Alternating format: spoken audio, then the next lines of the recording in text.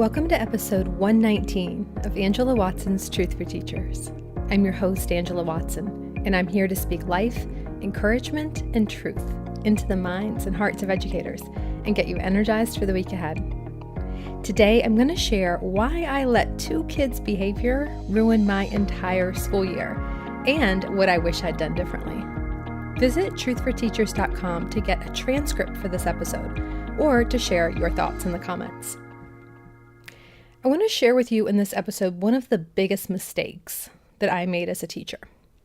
I have a feeling it's something that you're going to be able to relate to, particularly if you have a couple of students who you just don't feel like you're equipped to handle. The choices that I made took a bad situation and made it much worse than it really needed to be. And if you're in a similar predicament, I hope that you won't have to learn that the hard way like I did. It's my hope that this episode will be sort of a wake-up call for you if you're making this same mistake. And at the end, I'm going to share how you can join me in an online book community with other educators who are committed to enjoying their teaching every day, no matter what. So one year when I was teaching third grade, I had a student with autism and oppositional defiance disorder. We'll call her Sarah for the sake of this podcast. I knew that Sarah was going to be in my class ahead of time, so I was ready for the challenge. I had already met her mom. I talked to her previous year's teacher. I don't mind difficult situations, but I am a planner. I like to be prepared. I like to plan ahead of time. So I spent the whole summer working on the accommodations for her and gearing myself up for what I knew was going to be a challenging school year. On the first day of school, I was ready for Sarah. What I wasn't ready for was Kevin. Kevin was a student who was brand new to the school, so none of us knew what to expect from him, and administration just placed him into my classroom randomly. By the end of the first day, I discovered that Kevin had not been identified for any special services at all, but he was working at least 3 years below grade level. So he was back on letter recognition in the third grade, and there were some pretty serious behavioral issues as well. He got into a physical altercation with another student in class and ended up throwing a desk at that student, and this was all happening on the first day of school. Plus, he and Sarah did not get along, and every time I turned around, one of them had mysteriously made his or her way over to where the other one was, and they were antagonizing each other constantly. Now, I'm not going to get too much into the issues with Sarah and Kevin because this is not about them. This is about my attitude and my choices and my mistakes. I'm just sharing that little bit of info to sort of set the stage for the types of challenges that I was dealing with. So I came home from school on that first day and I was absolutely livid. I could not believe that I was going to have to deal with not one, but two students with extreme behavior issues and extreme learning needs in my class that year. I was prepared for one and I was completely thrown off guard when another one was added to my plate. I would love to tell you that I just adjusted quickly, but if I had, well, that wouldn't be much of a story to tell, right? Clearly, things just went downhill from that first day. And here's why. My self-talk, my internal dialogue, the things that I was repeating to myself, was negative. From the moment that I woke up in the morning until I went to sleep at night, there were thoughts swirling around in my head like, this isn't fair. I shouldn't have to deal with this. These two students both need to be in a special setting. This shouldn't all be on my shoulders. This is just wrong. Things ought to be different. So I'm repeating all these shoulds and all these oughts to myself constantly. And here's the thing. It's not that those thoughts were necessarily inaccurate. It's tragic the way that school districts are no longer funding special programs for kids who need them and are instead just piling the full responsibility for differentiation on the shoulders of general ed teachers. Everyone suffers when a single teacher is expected to plan reading lessons for 6 different grade levels in one class with no support. I should not have been solely responsible for meeting those kids' needs, but I was compounding that problem by devoting all my mental energy to thinking about how wrong it was and how unfair it was. All the energy that I could have channeled into making the situation better for myself and my students, I was letting just dissipate into feeling sorry for myself and into feeling angry about how screwed up the system was. I thought about how unfair my situation was all the time, and I talked about it all the time. I'd go out to happy hour with my coworkers on Friday, and guess what we talked about? All the things that Sarah and Kevin had done that week that drove me insane. I was constantly complaining about how bad the situation was and how unfair it was, which means I was reliving it. There I was on a Friday night, free from all the worries of school in that moment. I had 2 full days off ahead of me. And what was I doing? Taking myself right back through all that emotion and all that stress all over again. And I thought it was okay because I was just venting. Everybody needs to let off a little steam sometimes, right? But of course, my blood pressure was raised and it was all worked up afterward. And it couldn't have been very uplifting to my colleagues because guess what they did? My complaining prompted them to then share all of their awful stories from the week as well. So we're all just sitting around during our time off when we could have been having fun, we could have been relaxing and unwinding, and instead we're just reliving all the worst moments from the entire week. This was the reality that I had created for myself. And here's my dirty little secret about this whole thing. I had convinced myself that I was thinking about was fair to the other kids. And I would talk about how it wasn't fair to them, how they couldn't learn in the classroom. But the bigger issue was that it wasn't fair to me. I felt like I was working 3 full-time jobs, one as a teacher to Sarah, one as a teacher for Kevin, and one as a teacher for the rest of the class. And if I'm going to be really honest here, even though it's super embarrassing to admit this out loud on a podcast for the whole world to hear, my primary concern really wasn't helping those kids succeed. My primary concern was easing the stress that I was feeling. I was advocating for those 2 students to get more services and support, only partially because it's what they needed. But my main motivator was just making my own job easier. That school year was the most difficult of my entire 11 years in the classroom. I was positively miserable just about every day. I didn't let myself enjoy anything that was happening with my students because I was so fixated on the problems with these 2. And we had good days, of course, but I was always anticipating problems. I was looking for problems. I was waiting for them. And then as soon as something bad happened, I'd be like, see, there you go. Can't even make it through one morning of peace. I knew it. I knew this was going to happen. So that's my daily life. This is how I'm going through the school year. And then one day, about halfway through the year, I went to pick up my students from lunch, and the principal called me into his office. He sat me down, and he told me that Kevin had physically attacked Sarah in the cafeteria, and Sarah's parents were probably going to insist that the 2 of them be separated in different classrooms. So the principal was going to go ahead and transfer Kevin to the 3rd grade room down the hall. And I just sat there. I was completely stunned.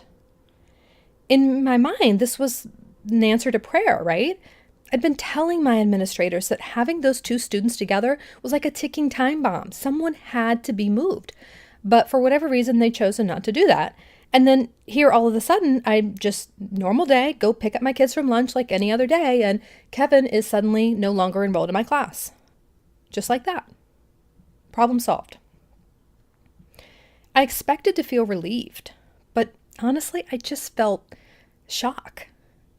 And then it became impossible to feel relief for myself after what happened next. Kevin was escorted back to my classroom to get his belongings. And the look on his face was one of just complete and utter devastation. I thought he was going to start crying, and he was a tough kid that I had never seen cry. My last name was still Powell then. This was before I was married. And so he looked up at me and he said, "Miss Powell, I'm not going to be in your class anymore? Why not? Why can't I stay?" And immediately my heart just broke. I'd had moments of empathy for Kevin before. Don't get me wrong, I wasn't a total monster here, but I was so wrapped up in how his problems created problems for me that I really wasn't able to think unselfishly until he was no longer my responsibility. And so it hit me all in that moment that I would have no more opportunities for our one-on-one reading conferences where we worked on letter sounds. Those same conferences that I complained about all the time with my colleagues because they were so much extra work for me. And it suddenly occurred to me that those reading conferences were working. He was reading on a first grade level at this point. He'd made a whole year of gains in only 5 months. And who knew what was going to happen to his reading progress now, that he was going to have to start all over and build rapport with another teacher who would probably be resentful of the amount of work that he was now adding to her plate. So he's standing there in the classroom with me, having to pack up and leave and asking me, why can't I stay? And the rest of the class is watching this, and they're seeing him pack up his stuff. Now, they had also seen the violent incident in the cafeteria, and some of them were pretty shook up, but I had taught them to be kind and empathetic toward Kevin, and we had spent a lot of class time working on ways to support him.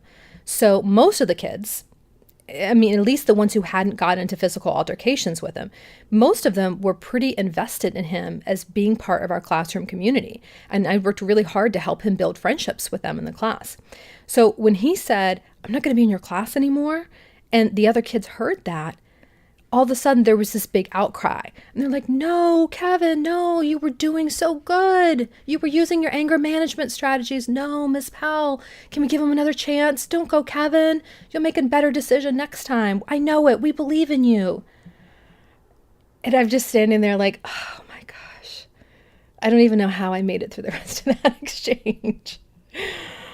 That was really tough. But I didn't have a choice. He gathered his stuff and he walked down the hall to my colleague's classroom. And I just sort of went through the motions for the rest of the day, just realizing how completely out of touch I had been with Kevin's experience in my classroom. I was so focused on my own experience and trying to push Kevin out and get him out of my hair so he wasn't my problem, that when I got my wish, I felt really bad about it and I was actually sad about it. Well, as it turned out, separating the two students was definitely in both of their best interests. They had been like oil and vinegar in my classroom, and both of them were a lot happier and a lot better adjusted once they were separated. And I'm happy to tell you that Kevin really thrived in my colleague's room. He made new friends, and he still got to play with my class at recess. And every day at recess on the playground, he'd call my name, Miss Powell, and run over, give me this huge hug. And every time I felt these pangs of guilt, because there were a lot of moments when I didn't like Kevin because of how much work he created for me. But Kevin loved me, and it had been my job to love him too. I just didn't rise to that challenge because it was so hard and I had too many other things to do. I would love to tell you that after that year, I learned my lesson once and for all, and I embraced difficult challenges. I removed myself from the negativity trap. But to be honest, I really didn't. The next year, I had an easier class, but we got a new principal. And I funneled all that proclivity for complaining into now talking about how poorly he ran the school and how he stifled my creativity and how I hated the way the district was micromanaging us. So my attitude still really didn't change.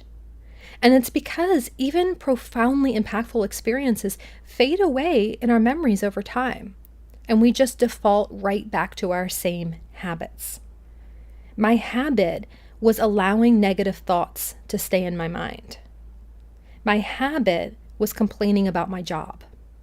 My habit was focusing on the things that were out of my control instead of on the things that were within my control. And my habit was always allowing one or two people, be it students, coworkers, parents, administrators, allowing those one or two people to steal my joy.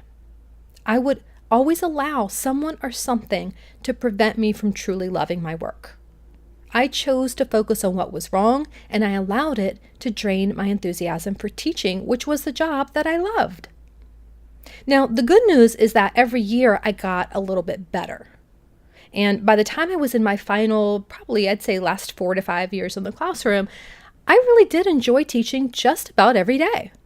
Not every moment of every day, certainly, but over time, I trained myself to think differently about my work.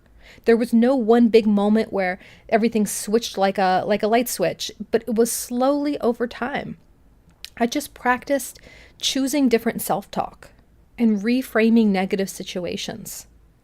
I practiced observing the things that gave me energy and the things that drained my energy. And I tried to add as many of those energy-giving things into my life and my lifestyle and my teaching habits as I possibly could. I was just tired of going through every day of my career feeling frustrated. And I just hit a breaking point where I just didn't want to do it anymore. And I was determined to change my perspective.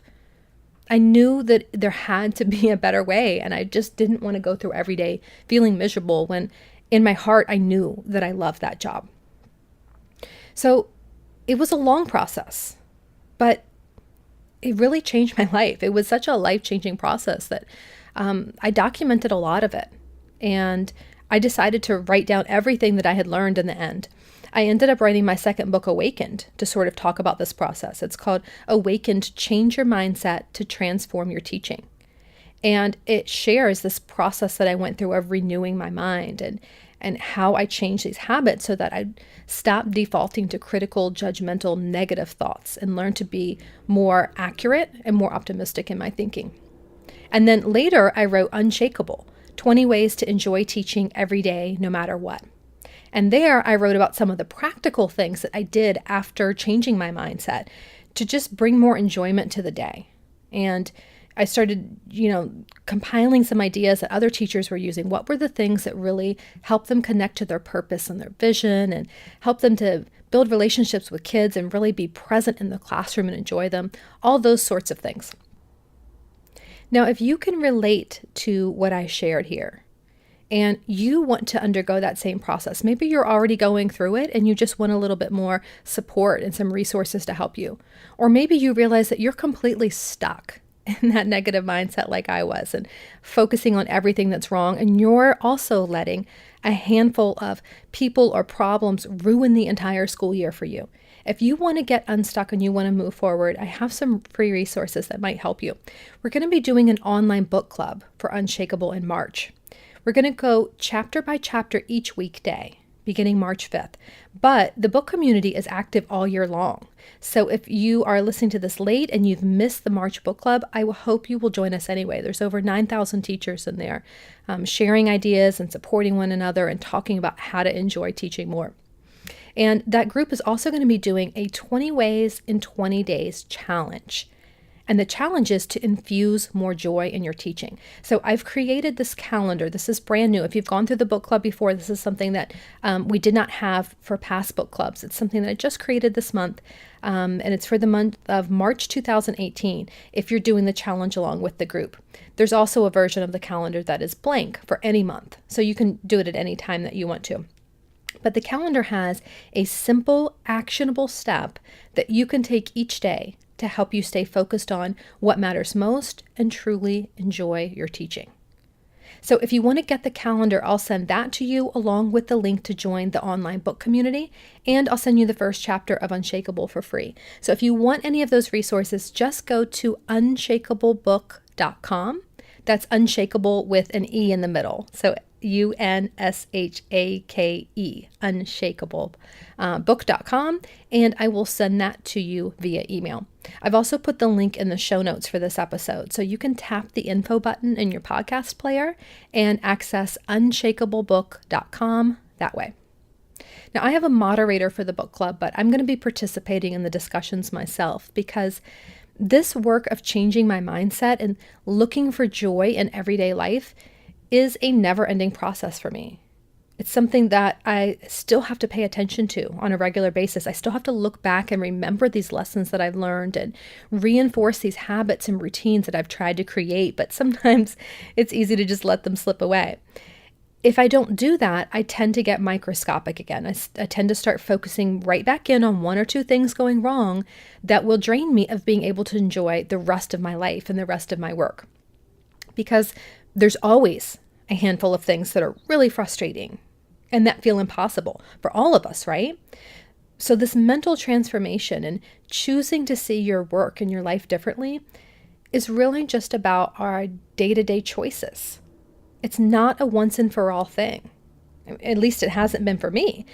It's been about daily practices, daily habits, choosing to be intentional about my thoughts and my actions. And I hope that this book community and this calendar will help you to be intentional too. I think that this decision to pay more attention to what you're focusing on, what you're thinking about, what you're talking about, that's a decision that anyone can make. at any time. We have so much more power over how we experience life and our work than we give ourselves credit for. Imagine how that school year would have gone for me if I had chosen to just accept reality and embrace my situation with Sarah and Kevin. I could have gained back an entire school year that I lost to being miserable and fixating on everything that was wrong. I could have gone through that same situation and I could have gotten the same or better outcome for the kids, but I could have actually enjoyed my life and my work through the process. I really wish, looking back now, that I had not taken that time for granted. I wish I had not wasted it on being upset about things that felt hugely important at the time, but ultimately they're just blips on the radar of life, right? I mean, that was 10 months out of my life.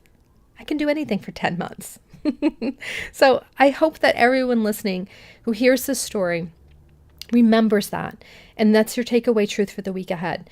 Don't put your personal happiness in the hands of an 8-year-old or an 18-year-old or any other age of students that you teach. They're not responsible for your happiness. Don't give away your peace. Don't let one or two people steal your joy and determine your mood for you.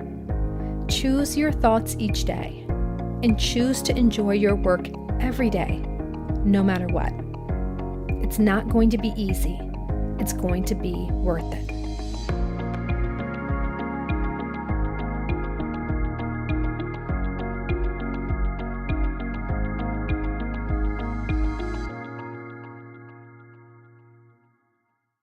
Want more than just a weekly podcast episode from me? I'd love to also send you a weekly message of encouragement via email. I'll reach out each Sunday evening with a short message that's designed to help you feel more prepared and inspired and motivated for the week ahead. It's not a newsletter or a bunch of announcements. This goes out to over 85,000 educators. So I put just as much thought into crafting this weekly written message to my email list as I do into crafting my podcast episodes. And it's entirely unique content that you won't find anywhere else online. Just go to thecornerstoneforteachers.com/subscribe and you can sign up. That's thecornerstoneforteachers.com/subscribe.